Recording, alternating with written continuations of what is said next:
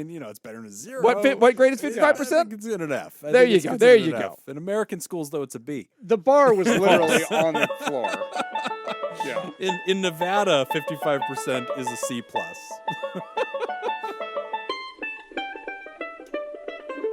From fabulous Las Vegas, Nevada, this is Pod Therapy. Real people, real problems, and real therapists. You can submit your questions anonymously at podtherapy.net or email us at podtherapyguys@gmail.com. I got a new haircut. You do. You did. You look sharp. Yeah, I look like Tom Hanks. That's Yeah. what I've realized. Yes, he does. The shorter it goes, the more I look like Tom Hanks. I don't see it. I don't see it. And now, broadcasting from the chair, and that guy's Dr. Jim Tobin. I'm Nick Tangent. It's time for some Pod Forrest. Therapy. So, It is Tom Hanks from Forrest Gump. I mean, it is a Forrest Gumpian haircut. It's Tom Hanks from any movie. That's No. not. Here's the thing. Well, this is what I've realized. There's a buzz cut in Apollo Okay, so I 13 took in a picture. of Tom Hanks. No, I didn't. I do this too. I show the haircut person I took in a picture of Yeah. David Beckham, Oh, and I come out looking like Tom Hanks. okay, yeah. But I realized this is a really important thing that you learn as a male. That's more on That- you than on that the barber. It is 100%. It is because you learn this as you get older, Yeah. and you don't get it yet. I'm too young. Yeah. I'm a spry 36. I don't understand you will. the world. Your hairline moves. Okay. Okay, Yeah. and as it moves, the number of haircuts available to you Has diminished. changes Okay. drastically. Yeah. And so what you have to do is you got to find people who have the same hairline, Oh, okay. and then you use can that. pick whatever haircuts they've got. You got your So hair models. available to me, Yeah. the models that I can use. Yeah. I've got Jude Law Okay. and I've got Tom Hanks. Okay. So these those are my your- options. These are your boys. Neither of them have very celebrated haircuts. They just have hair Yeah. and it's cut. No, I know exactly what Nick's talking about here because I have had a wicked widow's peak on the front of my head my entire life. Oh, interesting. And that's just where my hairline has always been. Now Really? I'm sure it's a little further back now than Yeah. it was when I was younger. Yeah. But I'm sure that I'm sure that it is. But Do you have hair this models? this is the shape of my hair that it has always been. Interesting. So I have never been able to be to take a picture in and be cut my hair like this. Okay. Oh. I've never had that. Because it's an that luxury. unusual, Yeah. line. Because the people I could take in is Grandpa Munster. Okay, got it. Could Got be it. cut Yeah. my hair like this. Do Give this. me Well, the Munster. it's already Give me like the that. Munster, Okay, please. then. I guess Yeah. we're done here. I got you, fam. Yeah. Yeah, my hair, I've never been able to do interesting cuts because my hair can't sustain it. My hair does two looks, matted down with some kind of product or an afro. And so, I don't have a lot of options. It's just going to have I think to be you've a chosen the wrong comb-over. option. I think so too. Go with the I fro. Out would of go- those Think I should two, I pick it believe out? you've Yeah. chosen the wrong way. Yeah, there's a lot of pictures of me in college with just a poofy fro. That was it, because I didn't want to wash it. I just washed it and towel dry it, and then just go out into the Vegas sun, and it would just turn into a giant puffy ball. That's always something that I'm very grateful for with my hair because I have long hair. Yeah. For people who don't know what I look like, I have long hair, Yes. and but my hair dries straight and pretty Okay. flat. See, that's great. So whenever you see me with my hair down and just brushed back or whatever, Yeah. that is me. I wash my hair, I towel it dry, And it's there. and then an hour and a half later, I just brush it That's again, great. and that's it. Yeah. Dude, No, I have can't to do I have to that. attack mine with product. Yeah. As soon as I get a shower, I can partially dry it. It still has to be somewhat damp to be controllable. I have to immediately get something in that, or it's gone. It's going. just gonna frizz and poof in every direction. It goes straight up. I look like Goku from Dragon Ball. Oh Z. yeah. That's my only. Tonight, I have because I went and saw a show this evening. I went and saw David Copperfield this evening. I've heard of him. Yeah. He's a Man, bluegrass musician. boy, he's got some just fantastic illusions in his show. That's still. cool. And but when I saw Copperfield, so my hair is pulled back in a ponytail. According this evening. to the Billboard, Oprah Yeah. said he is the greatest illusionist of our time. That's what the Billboard I mean, says. I don't have somebody to put ahead of him. Yeah. I can't. I mean, who am I to disagree with Oprah? But what's interesting is every magician in I'm town just has Jacob, a the audio billboard guy. in which Oprah says they are the greatest. Well, that's- just throwing out endorsements at this The- point. I don't think anybody else has an Oprah quote, but they all have very positive quotes. Yeah, Yeah. something the greatest, the best, Which there is Yeah. there is a way to do that is legally. legit and It's oh in yeah, quotes. this was a published statement. Yeah, so it's just being quoted. Do Yeah. you remember at the South Point they used to have that big sign that hangs over the 15? and they had their advertisements like all the casinos do. Yeah. And they had great Chinese food in quotes, and it was just the word great that was in quotes. And it just said great Chinese food. I don't remember that. but Oh, that's it was great. glorious. Great. Oh, great. And it was funny because I'd see it all the time driving by and just shake my head every time I'd see it. I'm Yeah. like, what a weird thing. And then one day I get on Twitter and oh my gosh, Mr. Zulu from Star Trek. Oh, yeah, You know that guy? George Takei. George Takei. Oh, Yeah, okay. I follow him on Twitter, and he was in Vegas, and he took a picture of that, and he's like, "What?" Try again. Yeah, Try so, again, South come Point. here for great Chinese food. Oh, this Chinese food is great. Great, according to one guy on Yelp. Yeah. It was great.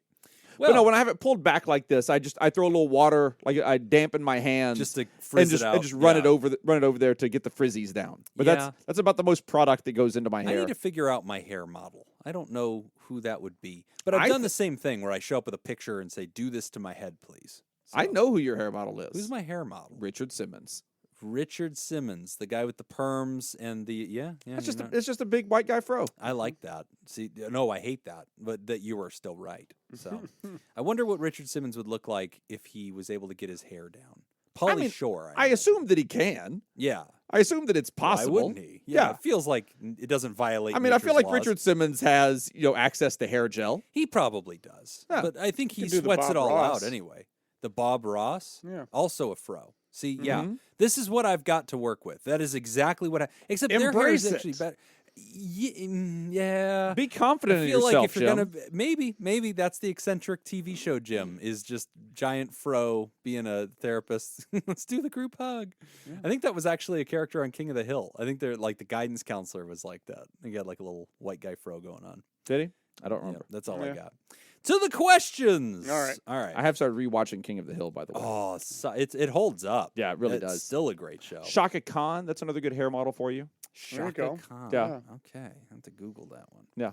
Higher education regrets. Hey guys, the first 2 years of college went well. The major courses were basically refreshers of what I had learned in high school, so they were easy, but I still thoroughly enjoyed them. Overall, it felt like I was going through high school with very little effort and minimal studying.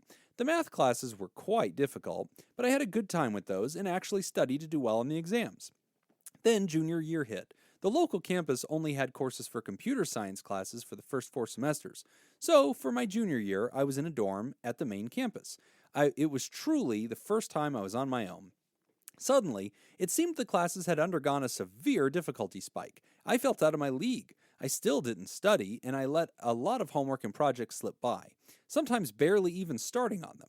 One class in particular I failed or dropped out of on 4 occasions. Numerous times I would wait until a day or two before a project was due, sit down at my computer, stare blankly at it because I had no idea where to begin, and then give up and mope around in bed and play a video game. Many projects got turned in with half-assed, unusable code or weren't even turned in at all. I had a breaking point during a summer break. I was taking an English course online that I failed previously and was failing once again after falling into my procrastination and give up routine. I wasn't working and owed friends money that I didn't have.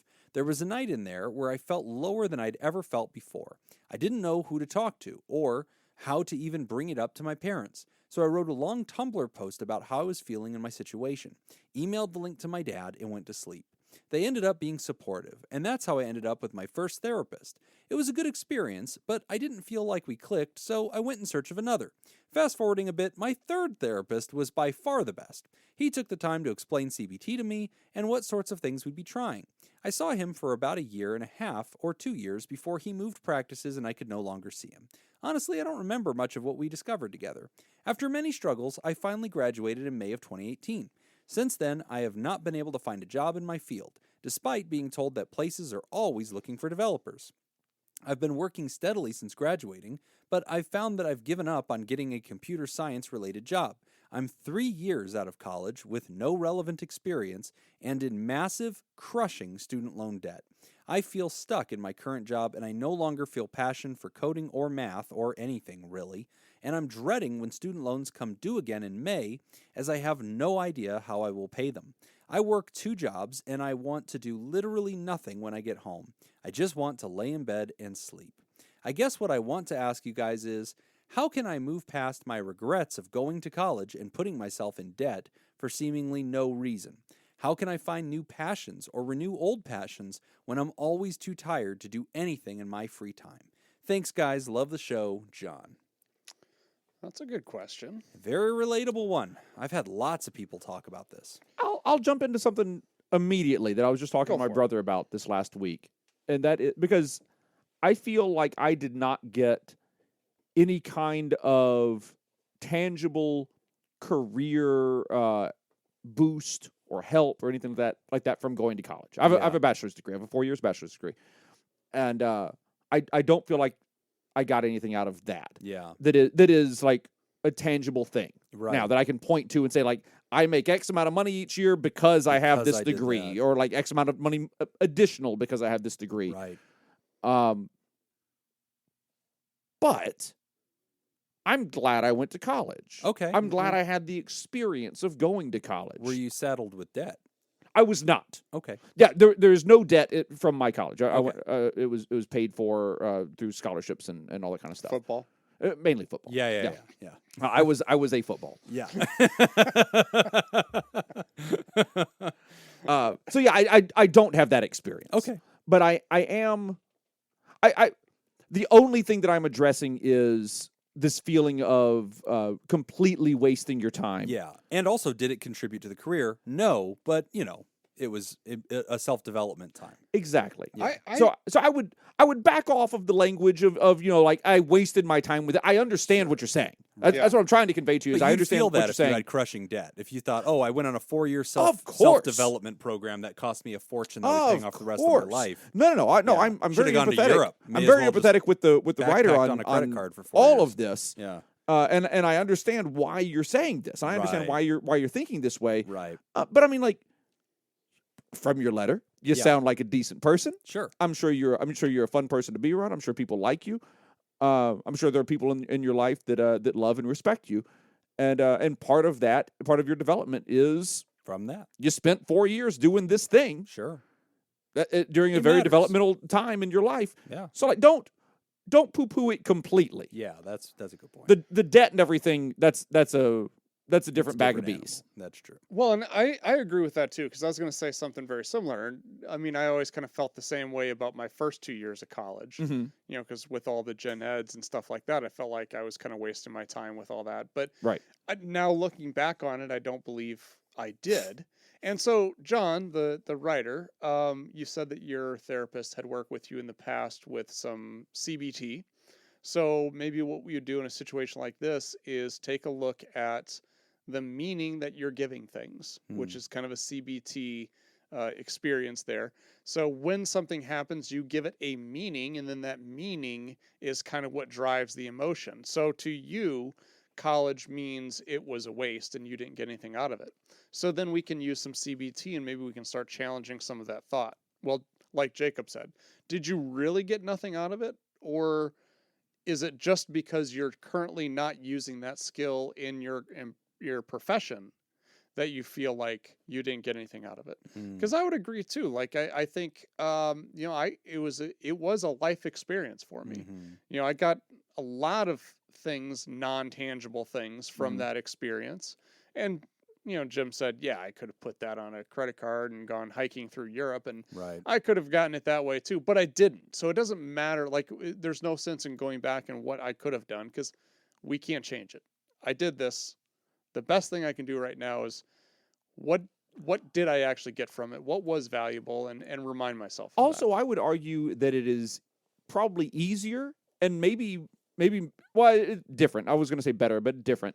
But I would say easier in your 30s or your 40s or even older to say, I'm going to go backpack across Europe. that. Yeah. Right. I'm going to spend this money. I'm going to put it on a credit card. I'm going to incur some debt and do this. It's easier to do that at an older age, I think, than it is to go back to college at an older age. Oh, that's true. Yeah. Because going back to college at an older age, having that degree, there are at least some doors. I was just speaking for myself. Like there are some doors that are open to me because I have that degree. I haven't chosen to do any of those things, but like I could teach at a university or I could do something like that. Mm-hmm. So there is.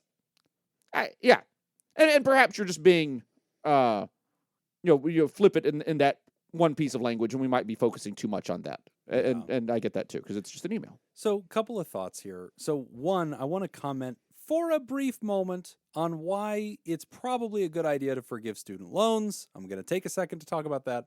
And then two. Oh, here you go. Yeah. Here you go. Yeah. Your soapbox. Oh, Go ahead. thank you. Thank you. I'm going to climb up on this Yep. soapbox. This is nice. Oh, to be so before you even say elevated. anything, I'm just going to go ahead and say it. Everybody, I forgive all student loans. Oh, thanks, man. Hey. Thanks. That Yeah, was really easy. So now we don't have to hear from Jim. So the first point is this.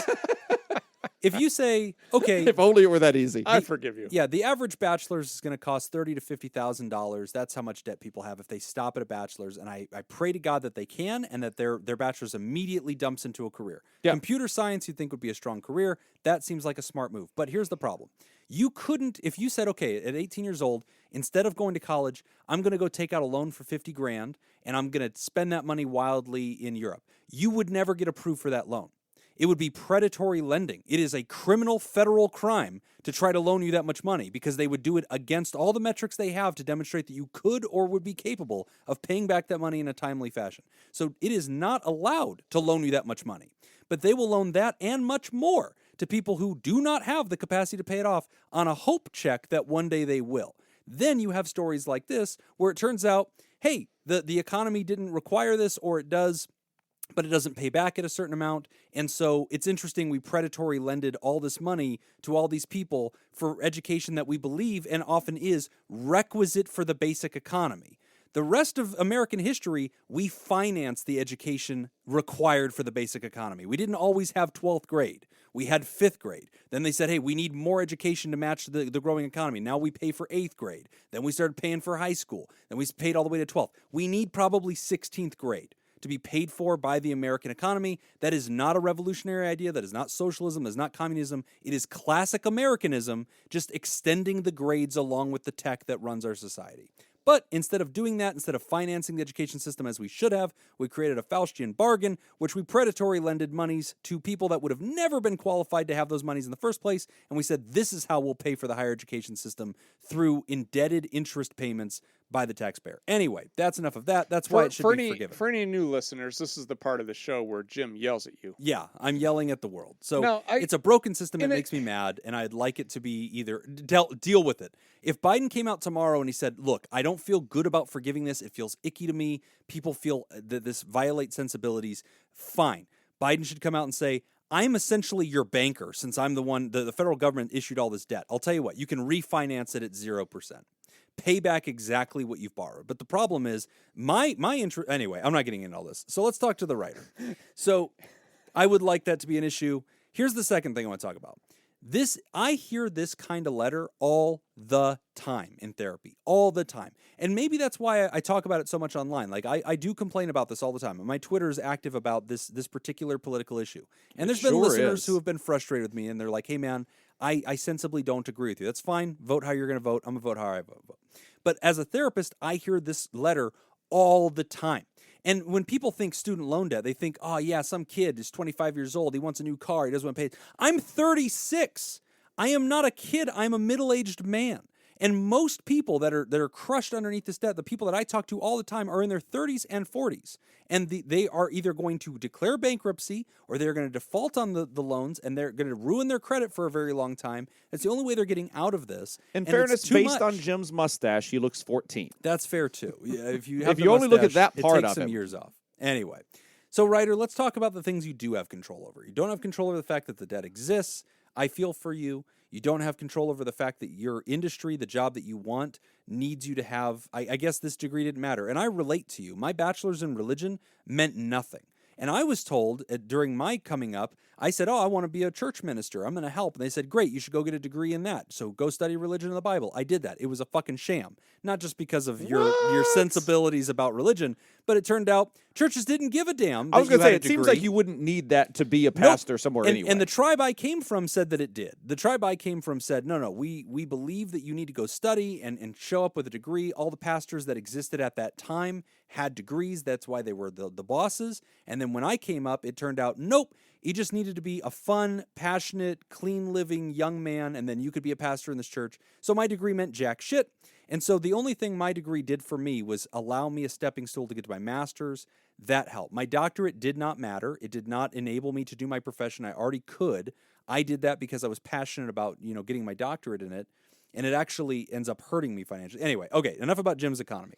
So, sorry, writer. It touches me very deeply. Like, this decides the fate of so many people. Whether they can buy a bigger house to match their family size is decided by this. Because when you go into the debt office and you say, I'd like to borrow for a home, they say, you already own a home. You already own a home of debt. And it's at a horrible interest rate. And you can't refinance it, because if you do refinance it, then if the government ever does forgive them, you're ineligible for that. So you have to play a game of chicken where you have to keep paying the monstrosity payments that you have that are another... Anyway, all right, that's enough of that. John. All right, so how do we deal with this, John? How do you and I get through this? So you're right. I can't fix any of this other stuff. You said, how do I not look back on this and feel like a sense of shame and sadness and being broken? How do I find new passions? Because I've lost interest in coding. I've lost interest in math. And how do I deal with the fact that I'm always too tired to do something with my free time? So obviously I'm being negative Nelly here, and I'm more commiserating with the things that are giving you sorrow, which I hope you get some kind of cathartic value from. But you and I and the rest of the borrowers out there, we have to find a way to focus on the things we can control, which is our lives, and deal with this other stuff. And so I'll tell you that if you know you cannot make these payments, you're going to need to, contact your congressman and your senator immediately and tell them why you believe you need help and why they need to advocate for Biden to literally flick a pen and change everybody's lives. And then you need to contact debt consolidation people. We don't give financial advice on the show. It's not part of our scope. But I'll tell you, that changes a lot of people's lives. Whenever you're free of something like student loans, you can breathe, and then you can believe in your life, and you feel like you can actually pursue what you want to pursue instead of what you have to. You're working 2 jobs just to pay the bills. Ugh, this letter just breaks my heart. But, John, you do not have control over so many of these things. You talk about always being tired, and so you can't enjoy your free time. I want to remind you that at the end of the day, your life is allowed to be as you design it to be. We are slaves to our finances, and for many people, bankruptcy is going to be the way out. Unfortunately, Biden wrote a law a long time ago that says you can't even declare bankruptcy out of your student loans. Again, these would have been illegal to issue, people, except that the government allowed it and did it because they were getting paid off of it, so it's all kind of a giant scam. But in this case, there are ways to just straight up default on it, talk to people about that, learn your options. I think that that's something a lot of people have considered. And when I have patients going through the same thing, sometimes that's all I can tell them is I don't know how to save you from this. There are no practical options. I know people that have defaulted and they've gotten out of it that way and basically just done a negotiated settlement and paid pennies on the dollar. That might be the only way forward for many people. Jacob had to use the restroom. Can you start over? Yeah. Let me start over from the top. Let me tell you why student loans are bad. Good. Okay, good. I have to use the restroom again. All right. So, John, the other half some of this. hope here. Okay, when are you guys gonna have to give him hope? Because I'm just pissed. Here's the other thing, The though. whole system's fucked. Does anyone have an opinion on student loan debt in general? Boy, do I. I got opinion. No, but we'll talk about that in a second. That's only part of this letter. The other part of the letter here too is that he's got a degree in something he's not using. Forget about the financial cost of it. Yeah. He's got a degree in something he's not using, and he feels can't get a job in it. So he's got a degree in computer science. Yeah, but then he said at this 3 point, years out, he can't get a job. But at this point, he said he's kind of over it. Well, he said that part? Yeah, no, he says he's lost his passion for coding and math. Right. But he said he hasn't been able to get a job in his field for 3 years. He's working 2 jobs that are not in his field, and he's losing interest in the qualities that got him originally into it. And I don't know what to say to that, because you're not even burned out on your profession. You never got a chance to get into your profession. And that's why he says it's fucking worthless. And I know all I'm doing is making John go, wow, Jim. Yeah, you're not helping at all. Sometimes therapy isn't happy. Sometimes it's staring at the problem and saying, this is monstrously fucked. And I hate this too. All of it sucks. Here's the thing. Somebody save John. I can't do it. John, the student loan debt is tough, but it's just debt. It is. People have debt. Yeah. People everywhere have debt. Jim is making it very dramatic. I am. It is not as dramatic as all of that. It's not It's like debt. this is affecting you personally, Jim. Yeah. It's debt. Debt is not pleasant. Yeah. It's not pleasant to be in debt, but it's also not. It's not life ending. Yeah. People have debt. That's fine. Yeah. You just work. The other stuff. There's two paths that I think you could go down here. One is the computer science path. You could try to find outlets for that might reinvigorate your interest in that. You were interested in it at one point. It's possible that you could become interested in it again. There are ways that you could do that. There are startups that are out there that are looking for people that have your background and your knowledge. That might not pay a whole lot of money. It might be a work now, hope to get paid later type of thing. It might be something where you're basically investing your time and your energy and your experience into something instead of investing monetarily into a startup. There's things like that, and I mean, I'm not a computer science guy. I'm positive there are other ways that you could use this knowledge as well that I don't know about. That's a good idea. But so perhaps going through and trying to reinvigorate your enjoyment in that. Yeah. The other things you could do is think about yourself, be a little introspective there, and think, what would I like to do? If you think that you're truly done with computer science, which you might be, if you think that you're truly done with that, well, then now it's time to sit and think for a little while. Now it's time to have some conversations with some loved ones and people that you trust about, what kind of things might I be good at, and what would it take to turn my life in that direction at this point. And I would say, look at it as a fun thing. I mean, look at it as a fun opportunity. Not many people change their life course, their profession, kind of midstream like this. Well, and he's only 3 years out of college. So, we do have to give permission to the fact that, okay, and I totally feel your pain. Like, you have a degree and you're looking around going, why am I knocking on every door and nobody's hiring me? For years, I wanted to work in churches. Nobody would hire me. I interviewed at so many different places, was willing to move. I was, the doors never opened. I realize it's a very niche industry, but also those church doors are heavy. They're very heavy. They're good for nailing things too, though. Like people. Yeah. Oh, you were going the other direction. I was going the Martin Luther direction. That's fine. You're not wrong. Go to ONET Career Interest Profiler. Go to Google, type in ONET Career Interest Profiler. John, that might be useful. It's a really interesting free test you can take. It's something I usually give when people are reevaluating career stuff. Mm-hmm. And basically, it's a personality test. And then at the end of it, it gives you a bunch of different careers that they think match who you are. And then it gives you a bunch of stats on that. The money that people make, how to get into it.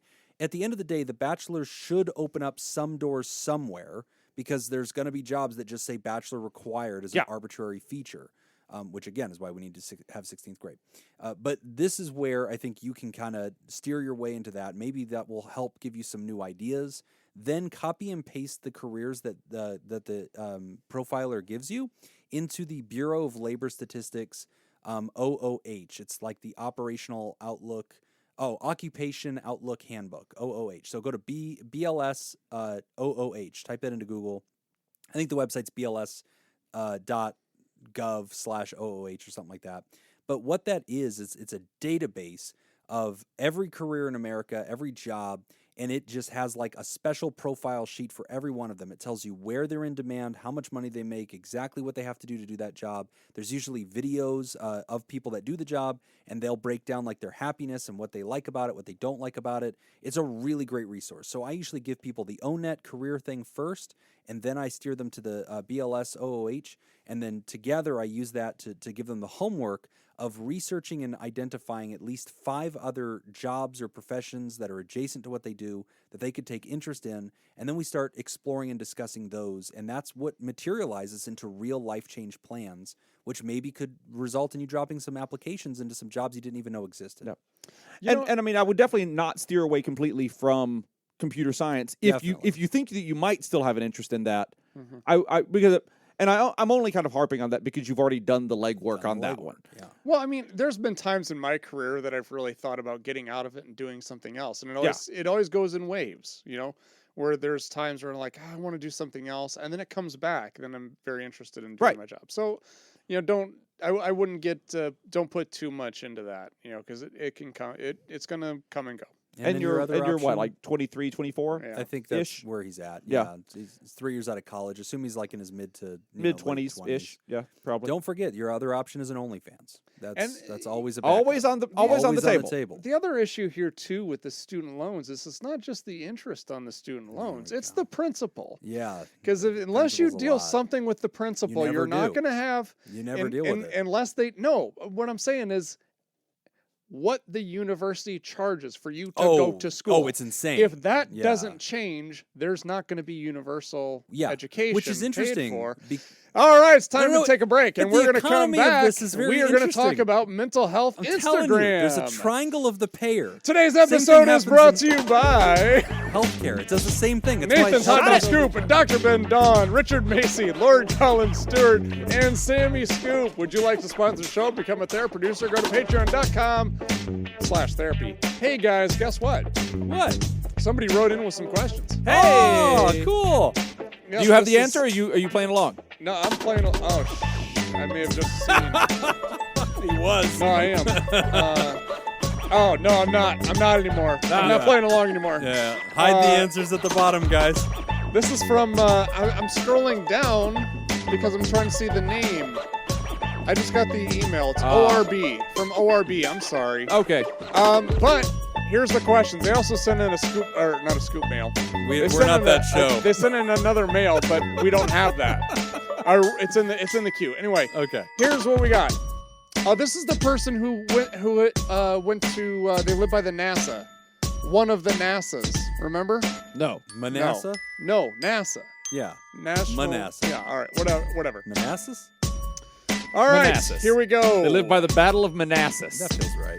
He said you guys can go ahead and wager whatever you want, whether it's a life coach jingle or PhD. Go ahead, whatever. PhD is on the table. All right. Take it. Take all the debt that goes with it. This might be unfair because over the course of the show, Jim has gotten worse and worse at geography. Oh, God damn it. No more. Yet he has the most losses most to lose in the stake. Nonetheless, here are the questions. Question number 1. NASA was not always called NASA. Oh. From 1915 to 1958, it was known as this. Oh, my gosh. I didn't even know it was that old. Okay. Wow. Is it A, the National Advisory Committee on Aeronautics, Oh, my God. or NACA? NACA. Then B, the National Aeronautics Committee of America, NACA. NACA. Oh, also the National Aeronautics and Aerospace Administration, Nay. NAAA. Nah.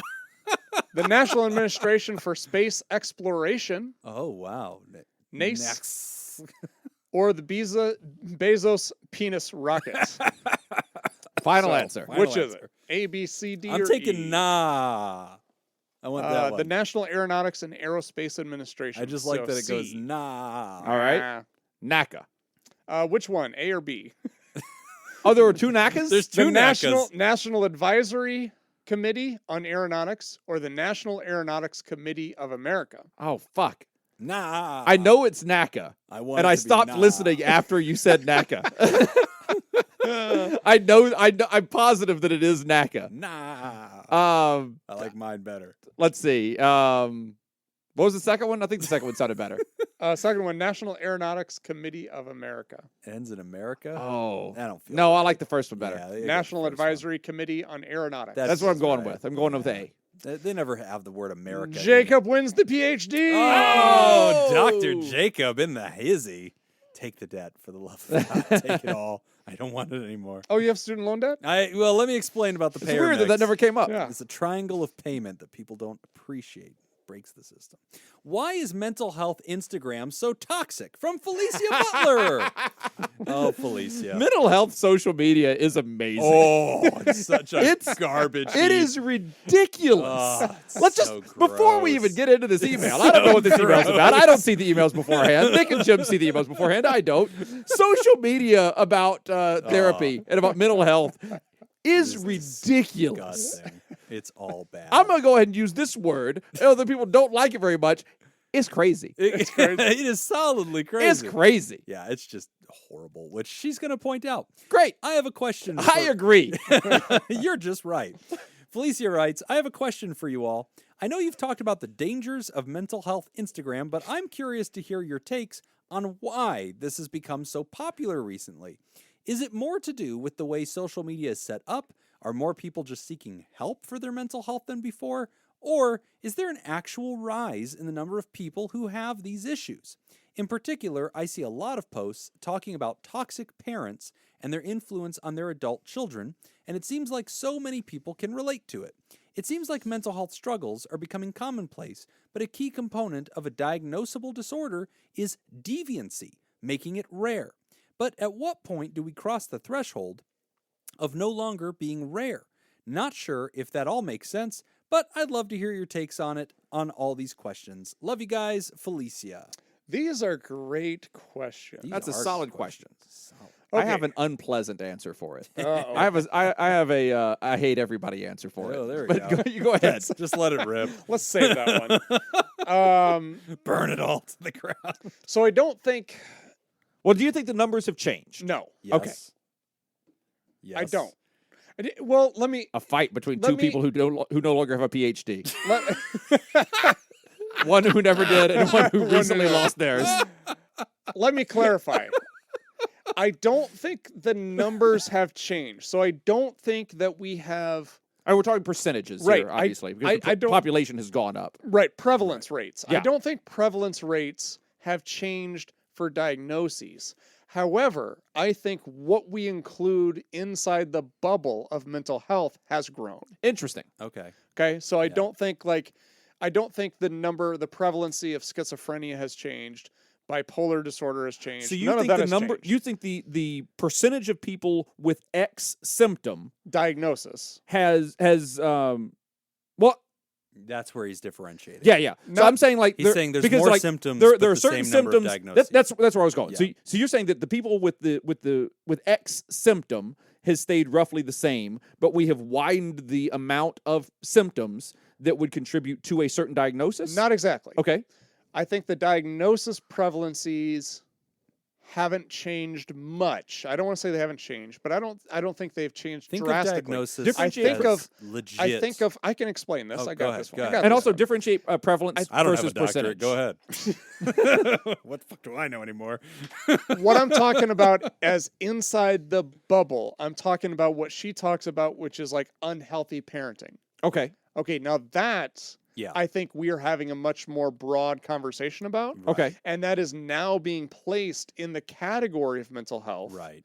where I don't think it used to be. I see. Okay. So I think what we think of as mental health, as far as clinical diagnostic mental health, Right. has relatively been unchanged, but now we become aware of all these other factors that Mhm. influence mental health, like how my boss treats me at work Right. now becomes part of mental health, Right. and all of this Gotcha. stuff. I Right. think that's where the popular Instagram thing is. Yeah. I think it's all around that. It's not around, to what I've seen, it's not around actual diagnoses per se. Yeah.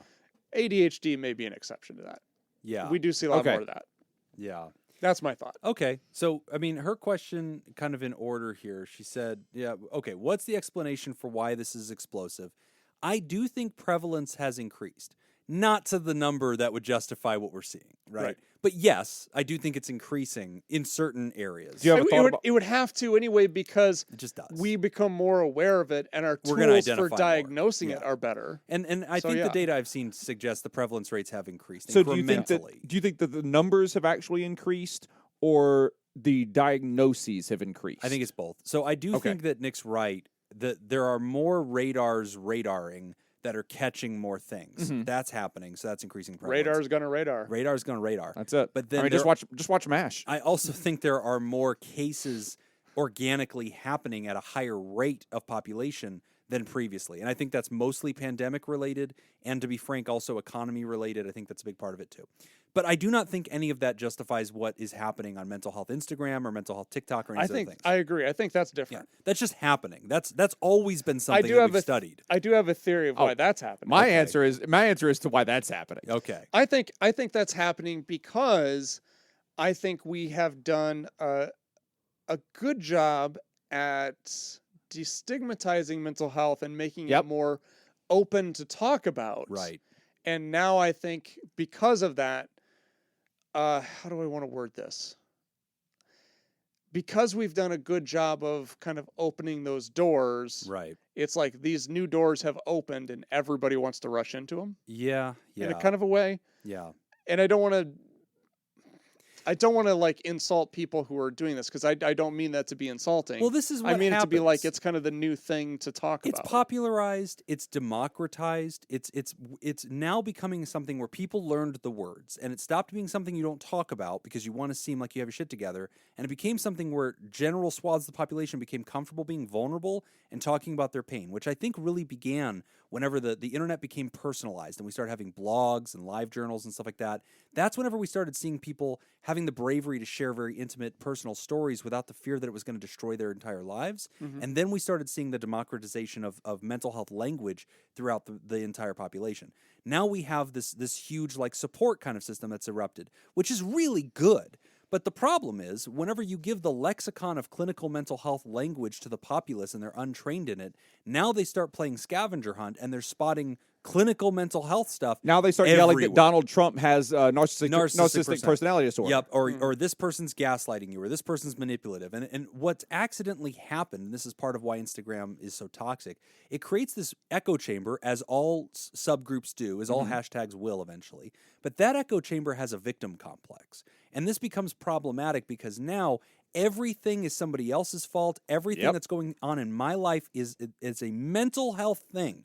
So if I'm struggling, it is either something mental health that feels external to my power, so you should see me as not the propagator of my life, but a victim of it. Or if like a boyfriend or girlfriend breaks up with you, the best explanation for why they were mean to you and didn't listen to you is that they have a personality disorder. Yeah. They have BPD or they're a narcissist or what. And again, we're Which, by the way, if you really want to experience that, you should date someone for a while That and actually then has break up with them right before they go to therapy school. right. And then Right they're before gonna they hear go to about it. college for that, because then you get a phone call like a year and a half later with them diagnosing you. That's right. I remember you told me that story. That will happen. Oh, and like that has not just happened to me. I know multiple people that has happened to. Well, and that's a big portion of it. If you go to mental health Instagram, what is really toxic about it, I see this all the time, and I just sit there and get so angry I have to turn it off. And so now I don't even have relevant examples because I've been like dieting, not looking at this thing. But like one, it's almost always going to be otherizing. So they're going to say the parent figures abused you, or or the spouses did, or the girlfriends and boyfriends did, or the employers did, or all the external forces, or the friends and families. And it's true for a lot of people. And that's not bad that people are relating and venting and expressing. But where it's gotten icky is we've co-opted clinical mental health language, and now it's indistinguishable to the general population from these very relatable things that I do want people to talk about. I do want them to share about. I do want group hug, and I do want people to feel catharsis. But you have to appreciate this is a medical discipline, and it is getting a little fuzzy, and it is getting really hard to differentiate. The other thing that frustrates me about mental health Instagram is it often gives horrible advice. And so, like, I have seen mental health Instagram accounts that have millions of followers. And to discover that the person running this account is just somebody who just knows how to do good graphics, and like that's their only claim to fame, and then they call themselves a mental health advocate, and then they get up there and they say, hey, if you're suicide, this is what depression looks like. A major depressive disorder looks like this. And then they just put a bunch of bullshit on there that looks good on slides that none of that are criteria for major depression. And now you're duping the population who relates to this. You want them to relate to this, so they'll click like. They don't click on shit they don't relate to. So you make it as watered down and ubiquitous as you can. Everybody smashes that like button, and then they walk around believing they have a mental health illness that they didn't actually have. And then the most dangerous shit that I've seen that I actually ended up getting in trouble about an Instagram account because I may have had a glass of whiskey in me at the time, and I was going through mental health Instagram. And I saw Always an account, a good idea. Always a bad idea. and I saw an Instagram I don't see account anything wrong with that it. was like, if a person is suicidal, do this and don't do this. Now, when you Yikes. start playing with suicide and offering advice, Now you're literally dealing with life and death. yeah, welcome to the razor's edge of getting it right. You have to nail this to get this right. To put it in perspective, if you would like to be a licensed clinical therapist and still get it right, you're required to do continuing education to renew your license every year just in suicide work because it's so razor's edge. I just did that last week. Even to the professionals. We have to get it right all the time.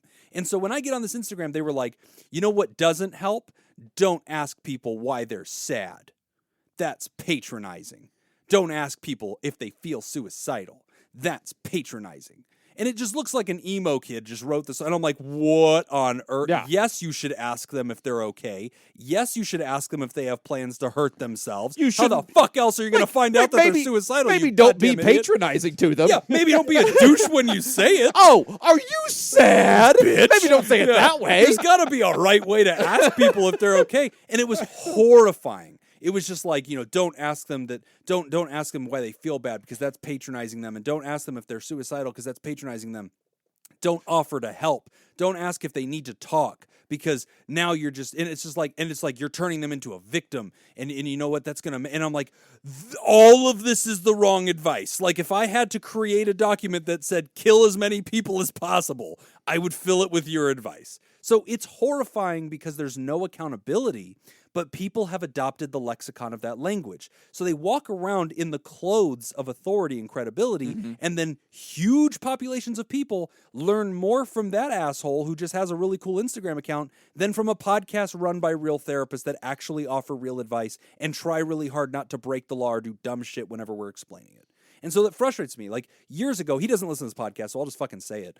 I think it was Richard last Simmons. year. Richard Simmons, fuck you. Years ago, We love Richard Simmons. Don't He's fuck a you, Richard listener. Simmons. I actually really like Richard Simmons. Sorry, great. sorry. Now I feel dirty. He's a really good guy. Yeah. He's actually been great for mental health generally. But He has anyway, been. okay. So on our Patreon, patreon.com/therapy, we put up tons of extra content. And if you go in there, if you're brand new and you joined today, you can go into the archives and you'll find interviews that I've done with all sorts of experts in different things. There is one where I interview an old friend of mine who considers himself to be a mental health influencer on the gram and on other places, has created an entire clothing line that celebrates mental health. And during our conversation, I asked my friend in a very sincere but candid way, I said, you know what? I love that you're a mental health influencer. I love that that's the flag you fly. I love that you're facilitating conversation because he would facilitate like a group discussion on his Twitch and things like that. And great. And I'm for it. And I like mental health being a flavor. And I'm even cool with you making money off of a product that celebrates mental health. I don't care. And he donates a portion of the proceeds to charity. Great. All of that's cool. Great. I'm not against people making money. But I said, I do have one piece of beef with you and with everybody that flags themselves as a mental health influencer. If you are getting onto your platform, which is ever growing, and you never stop to go get a real professional and bring them to your audience and have a moment where you get real facts and real advice, then I think you're dangerous. Because if you're not going to take the time to get it right, or go get somebody that does get it right, your friend that you grew up with is a mental health clinician and an educating communicator online and shit. You could easily call me and say, hey man, I'm going live to like all of my people. We're going to have a talk about suicide. Do you plan on having a clinician there? No. We're just going to group hug this shit. That's dangerous. You should not trust yourself that much to get that shit right. These are real mental illnesses. People really fucking die. And if you have that much of an audience, I think you have a responsibility to take 5 seconds, get online, find a therapist in your area, pick one that you like, contact them, say, look, I do this. Could you donate some time to go live with me on Instagram and answer people's questions? I want to make sure I have adult supervision during this from a real professional. Do that. But my beef is... And you'll have more credibility. You'll have more credibility and you will have done fucking good on mental health Instagram instead of just an echo chamber of just saying, yeah, I care about this too. And it's hard because I'll watch these influencers get on there and be like, well, here's some tips that have helped me. So this writer says that they're suicidal, they're depressed, or they're drinking too much, or they're doing drugs. You know what really helped me, man, is like, I like meditate and I listen to this like really cool white noise thing at night and I'm getting really good sleep. Great for you. That is not an appropriate answer to a medical grade question that you have received. Nobody would have the balls to get on mental health or to get on Instagram and be like, I'm a heart attack advocate, and I believe in supporting cardiovascular health, and I'm a cardiovascular health advocate. And then I thought you were saying they were advocating for heart attacks. Yeah. I want people to die. I'm pro heart attack. And I have 1 million listeners and subscribers, and I post all this stuff about heart health none of which has been validated by a professional, and then I go live and give advice on heart health, and I do not bring a professional. Nobody would have the balls to do that with any other discipline. No, you're on the wrong medication. You need to be. Yeah. You need to be on. I've been taking statins. What do you think about that? Nah, well, I'll tell nah, you. nah, For nah, me, nah. you deserve to be thrown on the ash heap of horrible accounts that should not exist. I'm sure those It's accounts too exist, by the way. dangerous. So don't send in examples of those accounts probably. existing. I'm sure they exist, probably just on a smaller degree than the mental health Felicia, ones. somehow you managed to piss me off more than the student loan. I know. Good job, Felicia. I'm just escalating my blood pressure with each question. And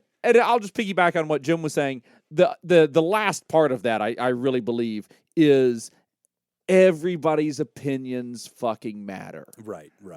I'm so tired of everyone's opinions mattering. Right. It's like, no, your opinion doesn't count the same as the fact over here. Like opinions, opinions are valid. Right. They really are. They're not this. They don't equal facts. Right.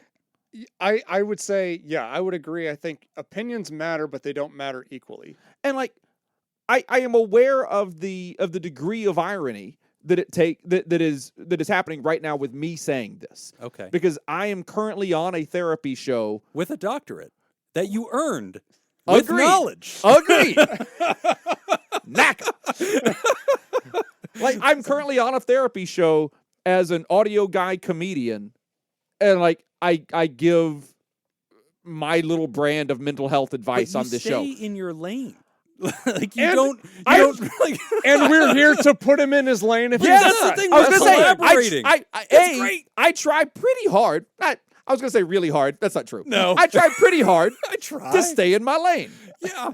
And also, if I have a question, I just ask it. You ask I it. try to know what I don't know. That's the right way to do it. But And I have certainly said things on here where one or both of you guys have been like, actually, no, that's not it. It's and like, we nudge back. cool, great. But that's the collaboration of doing it appropriately. Right. Mental health Instagram is this unchecked fucking beast that only is a likes machine. That's all it wants. Right. And then once they get a couple 100,000 more likes, then immediately I see those accounts going, hey guys, just remember that we have this new shirt and it's got happy face upside down, which is my secret code for it's okay that you're not okay. Buy it now for $35.55. And it's just like, fuck all of you. Like, this is all you guys care about. There's a trauma account that we follow. PodTherapyBaitShop.com. I again accuse you with my stony finger of anger. You are the reason that our Pod Therapy Instagram is attached to so many horrible, horrible accounts because you went to like hashtag mental health and just clicked follow everything. I'm realizing that I should have a mental health account right now. Just nuked you our should. account. There's a trauma account that we follow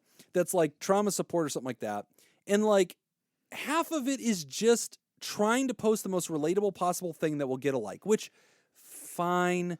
But like do the collaborations with professionals. That's all I care about. If you do like today. I don't even care about you doing collaborations. Doing collaborations is a wonderful way to do it. Sure. Get the shit right. Just get it right. Just go take the time. Whatever path you need to go down to get it right, be that collaboration, be Post that going to school and getting a degree in it, or Right. doing whatever. Like, take some fucking night classes or something. Like, just get the information Go right. look it up with the big thing called the internet. There's another And then page. also, I'm just angry. just be fucking nice. Yeah, you know, that would be Be great. considerate and be nice. Well, you're also- having a discourse with someone. Pretend that you're just having a discourse with someone. And half their shit says like psychology says and blah blah blah, and they like cherry pick these quotes that talk about like you should never talk to your parents again or XYZ. And that's not what therapists do. Therapists don't talk like that. Like therapists allow you the space to own some victimhood. Like we're very comfortable with you sharing your personal truth and your learned experience. And we do not crap on you for that. We don't go, well, your mom didn't really abuse you because here's the clinical definition of it. We don't do that. We go, hey, talk this through. But then we empower you. We want you to have an internal locus of control. We want you to believe in your own ability to live your life. We don't just sit there and say, okay, let's just always talk about how everybody mistreats you all the time and there's no hope. And the only answer for this is vengeance on the internet. Yeah. That is not how you grow. And so, like, they're just horrible accounts. Also, it's pretty rare that you hear. It's pretty rare that you hear the three of us, and especially the two of you. A question comes into this show here. It's super rare, even if we have a definite opinion on what we think you should do as a writer, as a listener, whatever, as somebody who just has an issue. Sometimes we like us personally. We'll just go like, hey, if this were happening to me, this is what I would do. Sure. That's very human. I can't think of the last time that we addressed the letter when we just said, here's what you should do right here. X, Y, Z, do these 3 things. Right. That's what you got to do. Yeah. Straightforward, Yeah. bold-faced Like, direction. oh, you're having an issue with your mother? Do this. You should definitely confront her in this manner, and then you Yeah. should do this. You should say these things. And if that doesn't work out, then you should never speak to her again. Right. Like, Black and white. we don't give black and white answers Oh, because but there's no Mental such Health thing as a Instagram does. fucking black and white answer in this situation. Mental Health Instagram's got I lots of know. opinions, and they're slam dunky too. They're just so sure of You themselves. got to do this. Ah, This come on. is the answer. No, it's not. Shut the fuck up.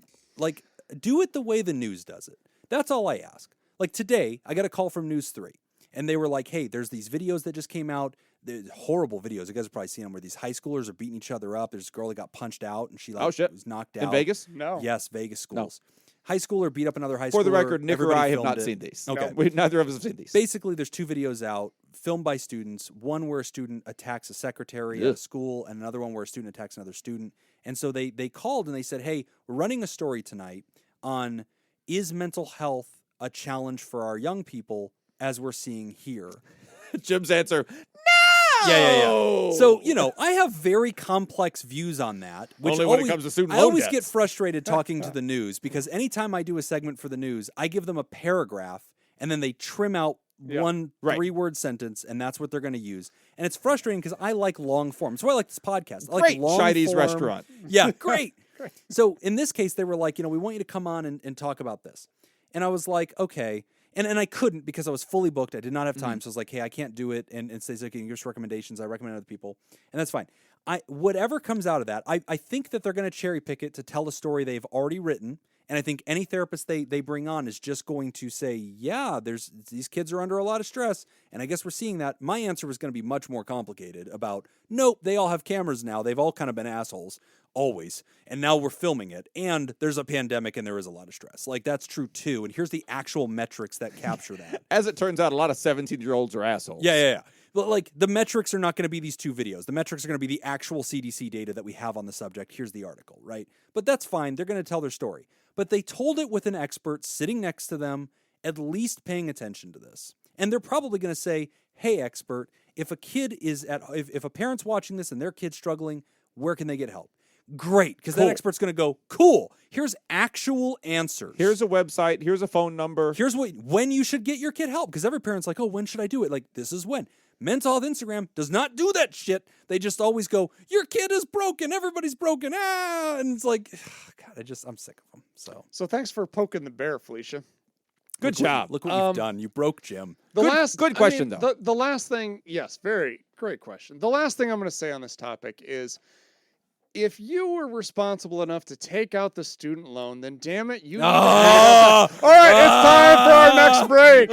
We're gonna go. We're gonna take a quick break, and when we come back, we're gonna answer some more questions. All right, thank you to our sponsors today, our TheraPals, our TheraProducers, Nathan's Hot Dog Scoop, Dr. Ben Don, Richard Macy, Lord Colin Stewart, and Sammy Scoop. Our next question, thank you, ORB, is. This is the oldest of NASA's field centers and was built in 1917. Ooh. It is also where in 1961, a group of black women mathematicians, while facing incredible discrimination, did the calculations that led John Glenn's successful orbit. It is also the center where this anonymous person did her internship in 2011. Wow. Oh, that's cool. Oh, that's right. This person works for NASA, don't they? Yeah, that's what I said earlier. Oh, that's super cool. I remember that Okay. part. All right. Is it A, Johnson Space Center, B, Kennedy Space Center, C, Langley Research Center, D, NASA HQ, or E, Amazon HQ? There's a place just called NASA HQ? That's There a has to real be. answer. Damn, that's a real answer. Because the Amazon one's not. NASA. NASA HQ. I believe NASA is an answer. So we have Johnson, Kennedy, Uh-huh. Langley, and so NASA Langley's HQ. in Virginia, Kennedy's in No. Florida. Well, no. Langley, Virginia. Okay. Langley Research Center. I don't know that it's in Virginia. I'm going with it's in Virginia. So you have Kennedy in Florida. That feels too recent. Okay. 1917 ain't going to be Florida. And then you have Why? Because it wasn't even a Didn't state. exist. It was. Didn't exist. It Wasn't was even a state in definitely not a state in 1917. 1917. They didn't even know about Florida No, until probably the 40s. I would say Not at the Not a earliest. chance. Yeah. At the Not a earliest. chance. I mean, I hate to agree with Jim, but Solid. Florida didn't exist in Oh 1917. my I think God. that it's got to be Langley because that's pretty close to the capital. So 1917, I could see that mattering because back then it was like. Are you sure not confusing it with Langley Air Force Base? But then the Hidden Figures ladies, I didn't watch that movie. You didn't? Oh, it's a good I've movie. heard it's amazing. Huh? I'm trying to like roll the trailer in my brain and. Oh, it's look in for any Hampton, clues. Virginia. Okay. What is Langley? Langley. This is Langley Research. Langley Research Center. Kennedy, Johnson, and NASA HQ. Yes. Come on, you need this to get your PhD It can't be back. Kennedy because the shit's in 1917. They could have renamed it. Oh yeah, Genius. I guess I Fuck. can do that. It couldn't. By I the guess that's a same possibility. logic, it couldn't be Johnson, You make a solid point. or probably Langley for that matter. All right. I feel like you're onto something. All right. I guess I'm going to go with NASA HQ. And if that doesn't really exist, then I'm pissed at you, ORB, because it was in the list as if it does. But I feel like it probably doesn't exist. All right. But I feel like there should be a place called NASA HQ. And that feels right. I'm going with NASA HQ. Okay. You going with- It's Langley. It Damn is it, that was the first one I Langley. wanted. No! He keeps Shit. the PhD. Damn My it. PhD. Double or nothing. You just took my master's. Shit. I'm down to that worthless bachelor's I was complaining Now about. I'm just transferring debt to Jim. Do we have enough time for the last one because of your fucking soapbox rants? We're only 90 minutes into the whole show. We can race Oh, through. All right, Yeah. all right, cool. My relationship of 6 years is falling apart by Anonymous. Let the record show that I knew that was Langley. Oh, You did. Yeah. You said that with a lot of confidence. I knew for sure it this was is Langley. everything with confidence. I was That is the secret. It is the secret. I was misdiagnosed and put on antidepressants. I was on them for about 5 months when I went on a trip, my first since the lockdown. The trip sent my confidence through the roof, and I discovered that I was having euphoria. When I got back from my trip, Eugene, my boyfriend, was very scared because I was a totally different person. I told my doctor, and then they wanted to get me in to see someone, but in the meantime, they put me on mood stabilizers and antipsychotics. I didn't take them consistently, and I had a complete breakdown. I said and did a lot of things that I'm not proud of, and I burned bridges. My boyfriend and I were living in Chicago at the time, and I didn't feel safe there any longer. I was having severe panic attacks and lashing out at people, which is not how I normally am. I said I couldn't heal from this there, and I asked my family to come and get me. Now that Eugene and I are long distance again, we met online, and I live in Jersey, he in Chicago, I don't know if it will last. Eugene always said that he would never leave me, and that he only wants me and us. Breaking up was never anything that came to his mind. But ever since my bipolar episode, he is saying that it is an option as a way out for both of us just in case. But my fear of abandonment kicks in, and I start to worry that maybe he wants to leave me. Even it being an option on a list of ways this whole thing can get resolved is upsetting. I just want to fight as hard as I can to make the relationship work. He said that I need to focus on me and getting better, and I'm trying. I've been calling places and applying for Medicaid and everything, but it's so slow, and I'm still not okay, and I don't know if I will ever be okay again because of what I did. Since I've been gone, he has been distracting himself by going out with friends, and there's this one friend I knew about before, but now that they're hanging out more often. He said that she is giving him advice about my situation because she went through the same thing 10 years ago, but I don't feel okay about it. I feel like how horrible I've been lately that he is going to fall in love with her and leave me. I'm freaking out, and I don't know what the right thing to do is. Do I just let him lean on this new friend in order to get through this, or do I express to him that I don't want her to be part of it? I've brought up to him that a better idea would be to talk to my best friend and her boyfriend, since they are a surviving couple whom have been through the whole mental health crisis thing, but he refuses to talk to them instead doing things his way. He kept saying, "Why do you need me to do things your way?" I just don't know what to do. I effed everything up, and I don't know what to do. I hate myself for all of it. Anonymous. Okay.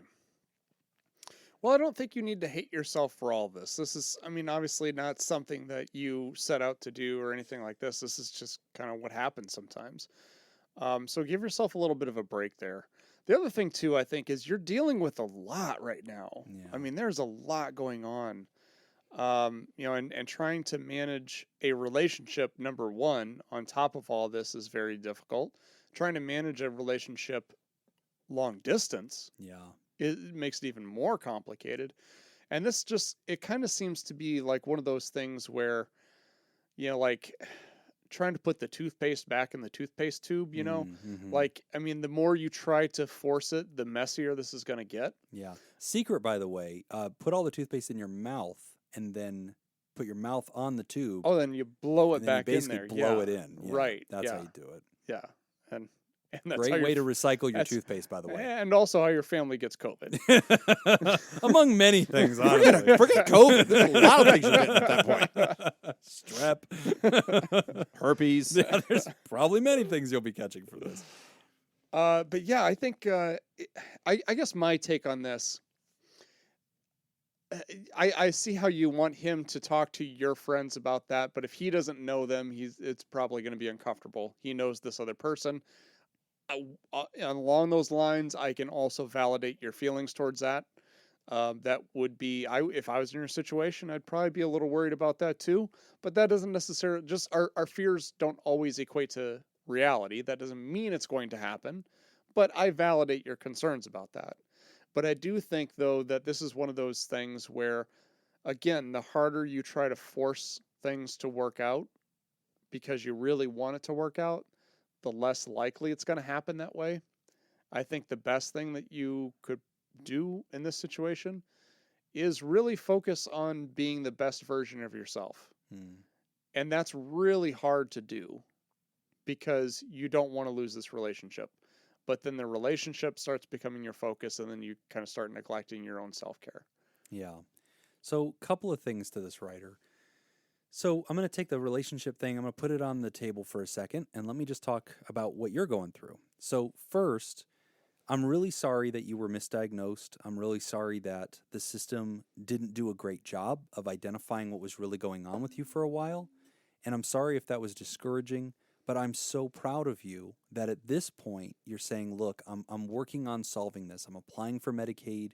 I'm trying to find help. I'm trying to take the next right step. And that is key because some of what you're describing in your letter, I know that you're still in a discovery process to figure out what is happening. You've used several different phrases from psychotic to bipolar episode to panic and severe attacks to not being yourself. And so I understand that there's a lot of confusion right now and you're still in a discerning process. But let's assume for a second that there is panic, that there is anxiety. And one of the things that comes along with that condition, which I live with as well, is chronically misunderstanding the nature of the thing in front of you and seeing it differently than it really is. That can cause us to overemphasize a relationship, cause us to think of it as crucial, as vital, as we can't imagine our lives without it. And that's technically not accurate, writer, because we can exist outside of that relationship. We do exist outside of that relationship. And when your boyfriend says, look, I want you to focus on yourself right now. There's a lot going on in your life. I don't want you, over putting energy into us and this being too big.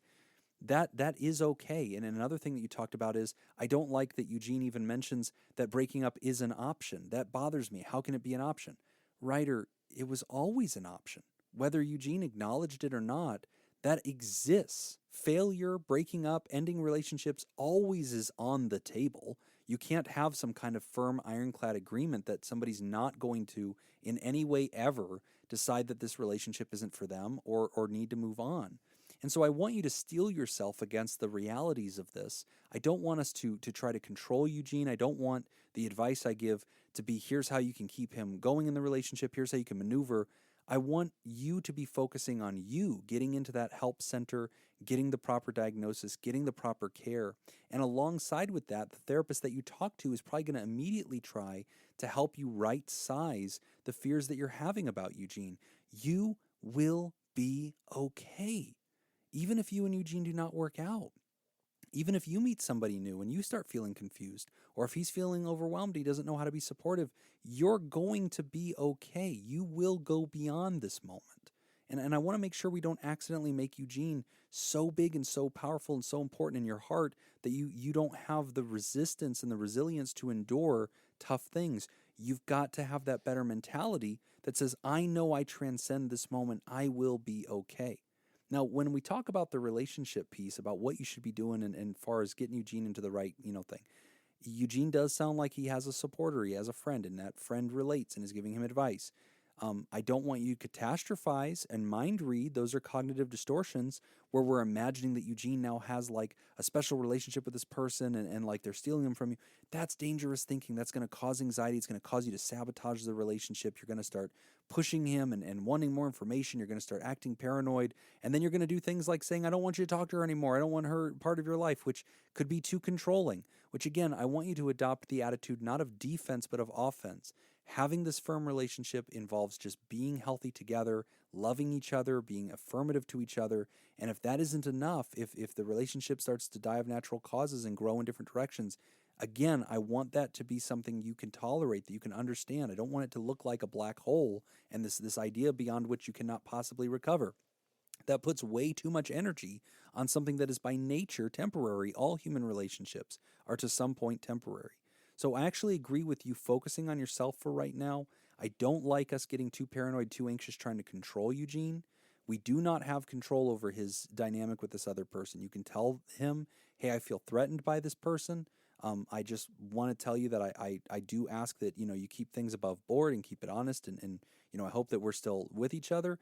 You're allowed to express that, but steering him to only like pre-approved information sources, that's probably being controlling, and that's probably only going to sabotage the relationship. Well, and it's playing defense in the relationship, like Jim has said in the show before. You can't play defense in a relationship, and even if we remove all the mental health components and only focus on the relationship in this particular situation, I think that still applies. I mean, the best thing that you can do in any relationship is just be the best version of yourself. Which is the most attractive thing you can do, right? Exactly. It's honestly the most attractive thing. Nobody has ever been persuaded to be deeper in love with somebody and more committed to them because that person is paranoid and terrified that they're going to be talking to somebody else. Yep.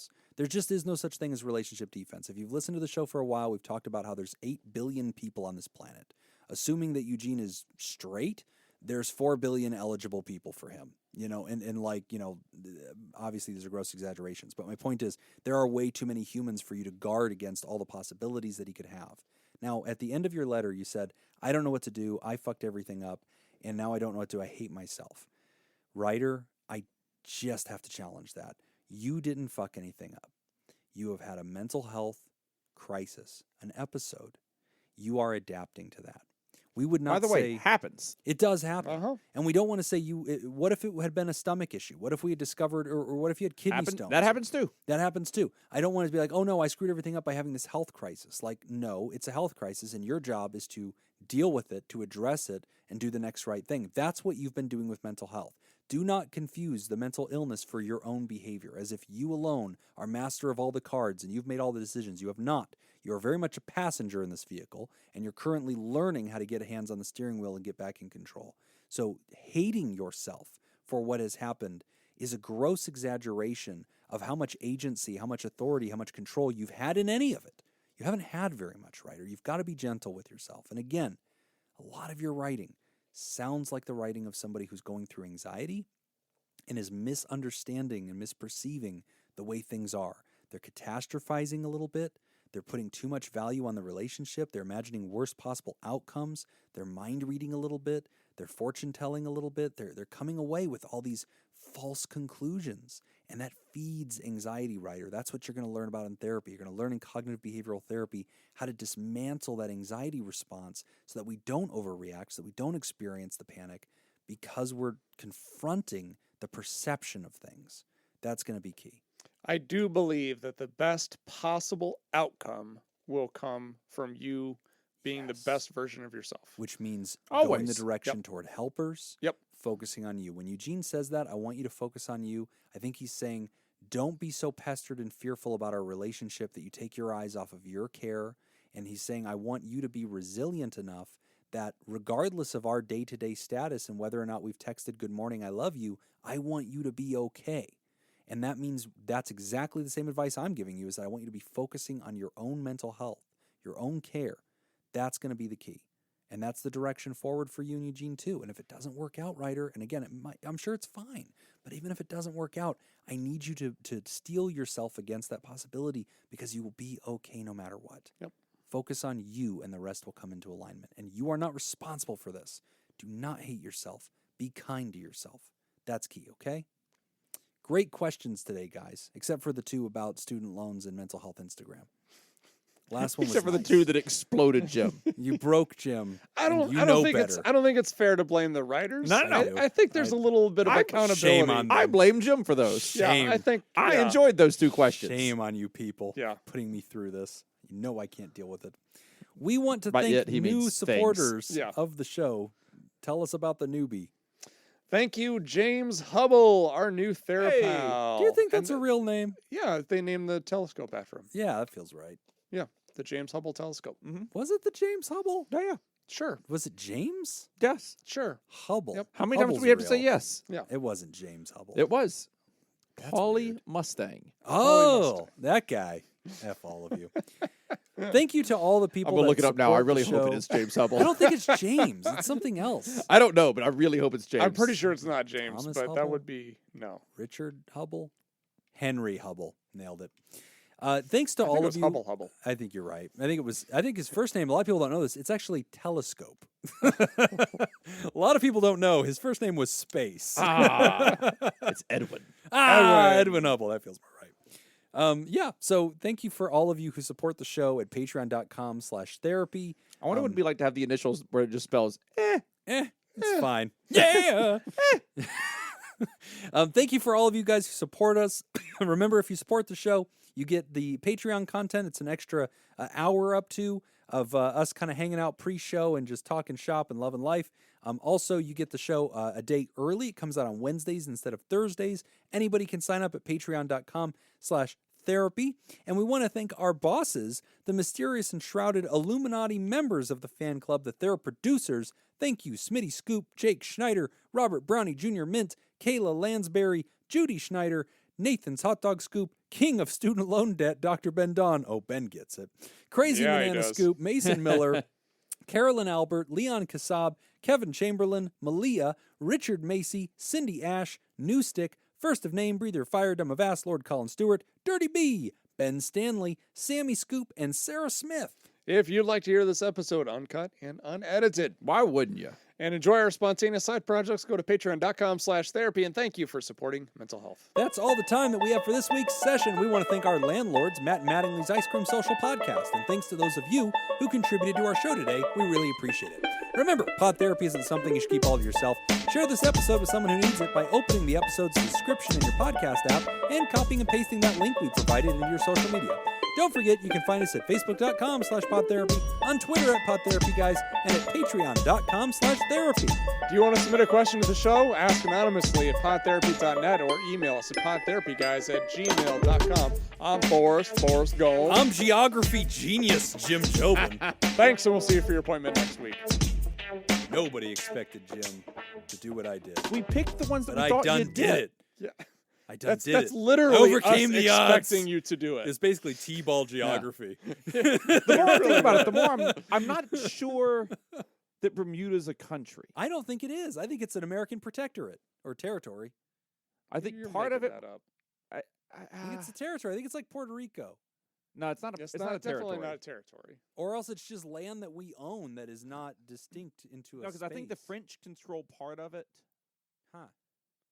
A British island territory. There you go. Oh. Oh, so we'll cross that.